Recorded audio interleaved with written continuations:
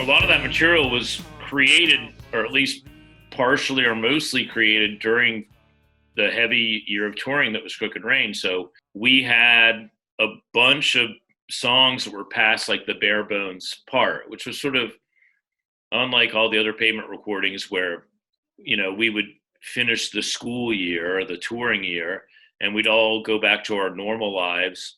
We would reconvene and Steven would be like, okay, well, here's what I've done for you guys.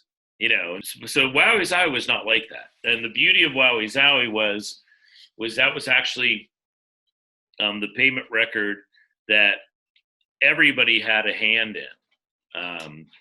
Everybody played a significant role. Everybody made up their parts as the songs were created, for the most part. I mean, there's a lot of songs on the record. And then we went to a studio in which most of us were already extremely comfortable, and which is very unusual. So we felt great there. We all felt like Pavement had reached a point in our history where it was no longer a project. After Crooked Rain, like it didn't really matter what happened to us commercially because we already had established ourselves as a band that enough people around the world cared about. And, keep in mind, like Pavement was always unusually well treated by most rock critics. I mean, I thought the critical response to Wowee Zowee was pretty interesting. I think the most obvious thing that people would say about it was that Pavement's basically intentionally trying to lose fans now. We're like trying to put people off. We're trying to like scare people off, or we don't want to have fans. What they're saying is like, hey, we got too popular. We regret it. And now we made a record that proves that we don't want you to listen to our music, which couldn't have been more wrong. There couldn't have been a bigger misinterpretation of what it was. So, that's all I have to say. I think it should be everybody's favorite Pavement record. It stands up. I mean, I think if you listen to a lot of music from the 80s and 90s, it's just like, oh, that sounds so dated. I feel that way a little bit with Slanted. That record and Crooked Rain, they don't sound to me as good today as the two records that followed, Wowee Zowee and Bright in the Corners, in terms of like, the test of time. But the actual material on Wowee Zowee is significant because we decided to under-edit. We had a way bigger arsenal of finished and semi-finished material when we went into the studio to record it. And I thought it was very important to completely show the really wide range of influences that the band had. That's why there's, music from at least 10 different genres. A song like We Dance is very folky. And then you've got like, pop songs, Grounded and AT&T. AT&T is kind of an indie rock anthem type song. Weird, like, Captain Beefhearty type stuff. I think of like Half a Cannon as having like, touches of like Royal Trucks. And I mean, keep in mind, Pavement was often very influenced by bands that we toured with and played with or liked a lot at the time. Stereolab and Sebadoh, obviously Sonic Youth. So I mean, you can hear the influences of all of our peers at the same time, and then a lot of other things. I just think it's all over the map in sort of a good way. And to me, it sounds great. A big part of the reason why I particularly have always loved it is I felt like it was made by a 5-piece band that was no longer self-conscious and could relax. I remember the last thing I did at that session was, I think I was going home to Louisville, and the very last thing I did was my vocal part on Serpentine Pad, and I got my car. I remember driving, that's a long drive. I think I drove like 4 or 5 hours, just kind of blissed out, feeling like, that we'd made a record that we could be really satisfied with. It was special in that regard. That was the year that Lollapalooza decided to dip their toes in a different pool. Sonic Youth, Hole, Jesus Lizard, Pavement. It was rolling the dice for Lollapalooza. It wasn't your usual bunch of really shitty bands that offend me, for lack of a better way of putting it. And I don't think it worked.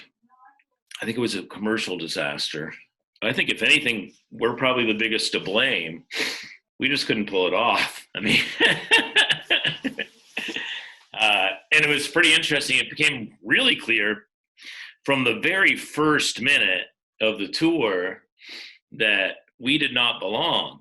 And we're really lucky that we had Wowee Zowee to play, because, you know, we didn't have the arsenal at all to like put together a 45-minute set that would impress Lollapalooza goers. So the bill had changed, but the audience was the same.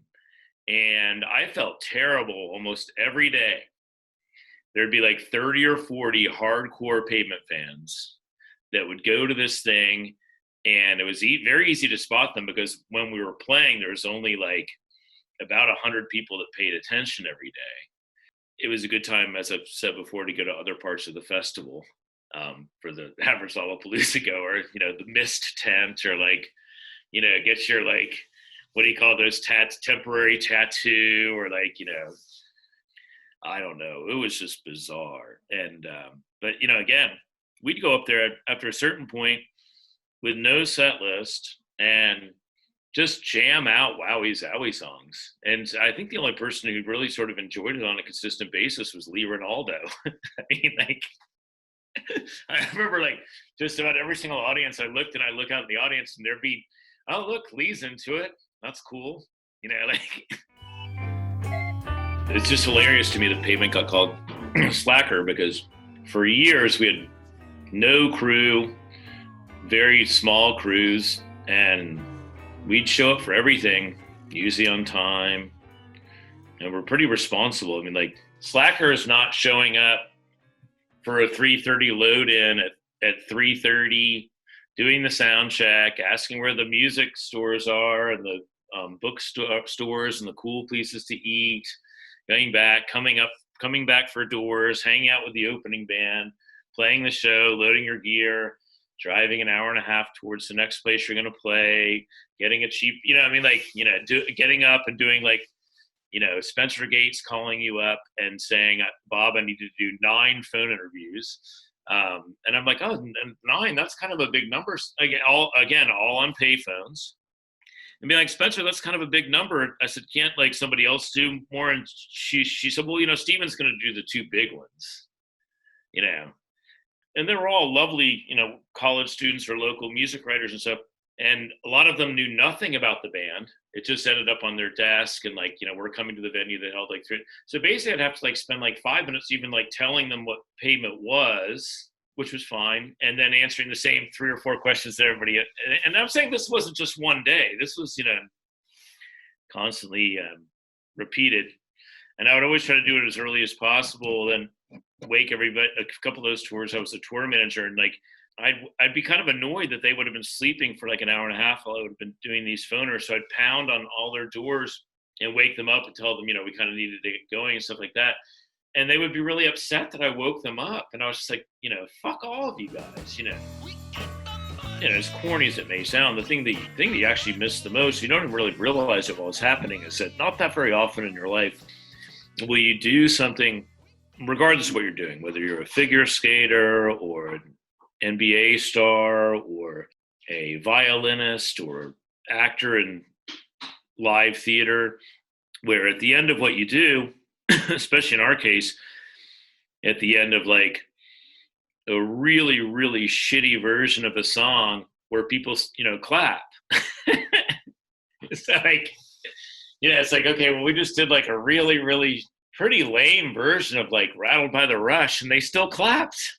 So you miss that. Like you do miss the applause. Like, you know, like right now, if Gabe and I like put our masks on and go to the grocery store and have like a really kick-ass like shopping trip where we get like $150 worth of stuff, we get everything on our list, we find it really fast, like we social distance, we wheel the cart out, with our gloves on, we put the stuff in the back of the hatchback, then we disinfect everything, we bring it in, we realize we got everything we wanted. Like nobody's going to cheer for us making a perfect grocery, you know, shopping trip, you know, like it's not going to happen, you know, but they probably should, because that's a more noble effort than like a really shitty version of like Stop Breathing, and which the 2 drummers completely screwed up the ending because the guitar player fucked with them, you know. So